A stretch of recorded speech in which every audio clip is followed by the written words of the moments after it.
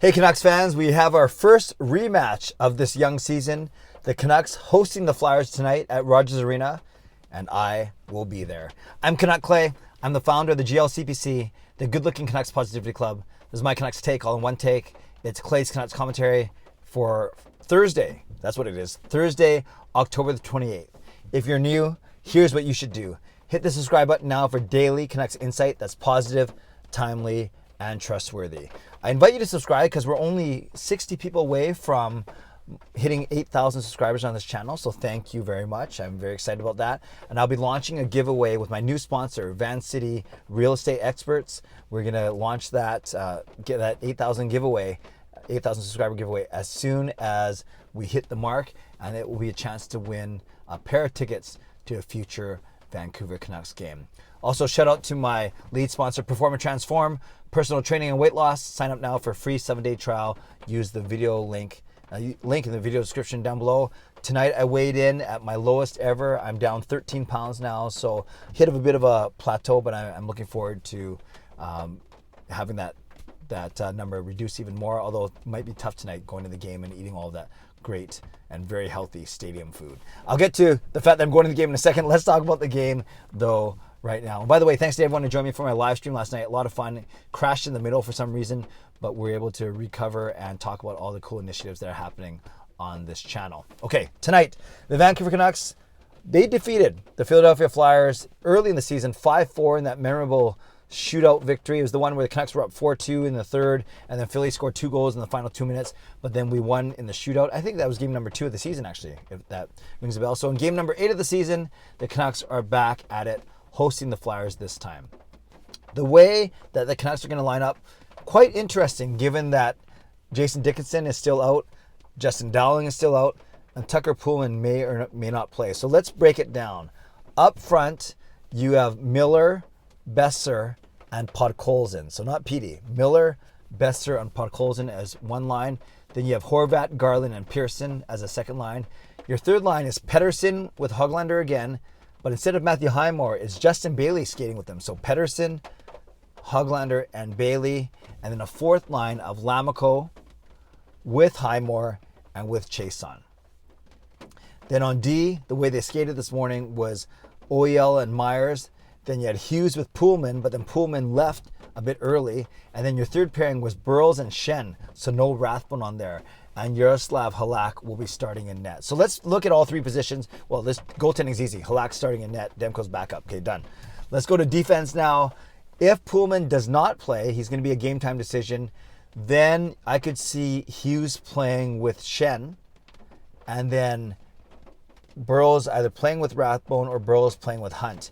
Because Rathbone ended up playing, skating afterwards, it looks like that he's going to be the guy who's not dressing tonight. So if Poolman cannot play, I expect both Schenn and Hunt to come in for Rathbone and Poolman. So if that's the case, if there's no Poolman, I think it goes Oyel, Myers, it goes Hughes, Schenn, and then it goes Hunt and Burles. That's my guess, because I don't think you put Burles with Hughes.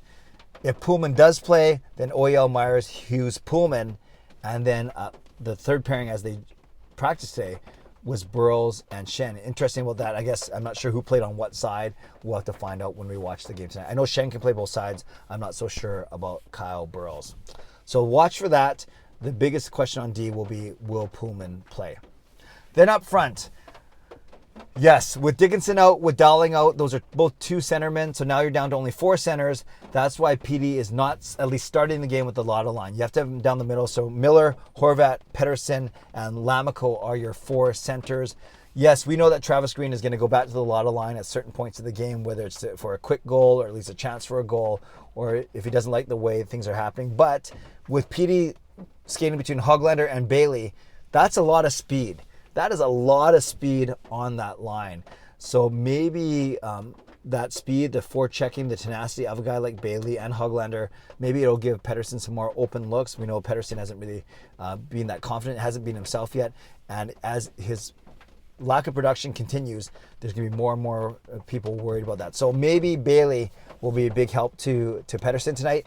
And we also know that Pettersson is going to take some shifts with Miller and Besser. Miller, Besser, Podkolzin. they played okay on Tuesday night in the loss against Minnesota, but they weren't great. The whole team wasn't great. Podkolzin made some good plays, especially near the start of the game. So we'll see how long of a look he gets with Miller and Besser.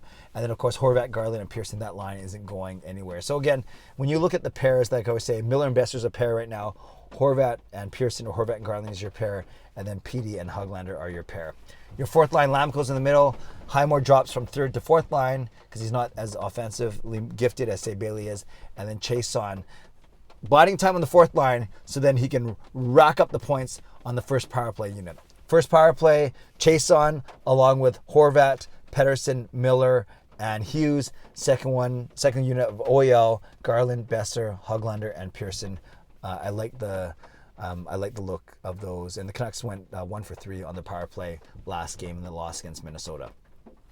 In our opponent, Philadelphia, yes, we beat them in the first week of the season, but Philadelphia is coming off a win last night, handing the Edmonton Oilers their first loss of the season. So yes, Philly played in Edmonton last night. They beat them 5-3. Yes, that means they do the quick travel. Not a lot of travel, but it's still travel. And they're playing, more importantly, on back-to-back games, regardless if they had a quick 1 hour flight or not. They are playing in back-to-back games. So will we see a Philadelphia Flyers team that's not well rested, but motivated because they knocked off the Oilers? Perhaps. Might they be a tiny bit tired back-to-back early in the season? Perhaps. Regardless, it doesn't matter. The Canucks got to come out ready to play, and they got to, like I said yesterday, show more urgency. That was the whole topic of my entire vlog yesterday. I will be at tonight's game, but I'll be in a box. I'll be in a suite with my lovely wife, Gail, and other volunteers from the Jake Milford Golf Tournament from last month. So I'm not going to plan a meetup tonight just in case, A, they're not allowing people in and out of the suite level, and B, in case it's a little tough for me to, get out of the suite, depending on who I'm talking to and what's going on. So I'm not going to set a meeting time or meeting place, but if I get a chance to roam around in intermissions, I will certainly do that. And if you want to send me a message and try and meet up, and if I have some time, shoot me a direct message on Twitter at Canuck Clay is probably the easiest way. I'm not going to give out my cell phone number on this video, but if you want to tweet me at Canuck Clay, DM me there. That's probably the best way to get a hold of me at tonight's game. So as always, score prediction and first goal. So I'm going to jump away from my 4-2 because I got that in game number 6. I'm going to go with 4-1 Vancouver. Yes, and even a more dominant victory. So I'm going with 4-1 Vancouver, and I'm saying it's Elias Pettersson scoring the first goal for the Vancouver Canucks. So 4-1 PD with the first goal. Let me know in the comments below your score prediction and your first Canucks goal scorer. Shoutouts to my hero members, Nucks fan number 29, Justin Credwell, Lucas Gates, Andrew Chang, and to my Hall of Fame members, Jens95, Sim Alexander, Chris Seifert, Adam Broomfield, Shannon Hollingworth, and Carol Bovenlander. Thanks to the support of all members of all levels, along with Hero, Hall of Fame, Franchise All-Star. Thanks for all of your support. Love what we're doing on this channel. If you want to become a member of the CCC Crew, press the join button underneath this during my videos on the memberships tab on my YouTube channel. Subscribe if you like to, like this video if you like to, become a member of the channel if you like to, leave a comment down below if you'd like to. Score prediction, first Canucks goal scorer. I'm going 4-1 Canucks with PD potting the first one for the good guys. Anyways, if you're at the game, maybe I'll happen to see you before or after during the intermissions. DM me at Canuck Clay on Twitter if you want to try and meet up, and I'll do my best. And otherwise, I hope you have a really great day. Stay safe, stay healthy, take care of yourselves, and take care of each other. God bless, and enjoy the game. Go Canucks, go.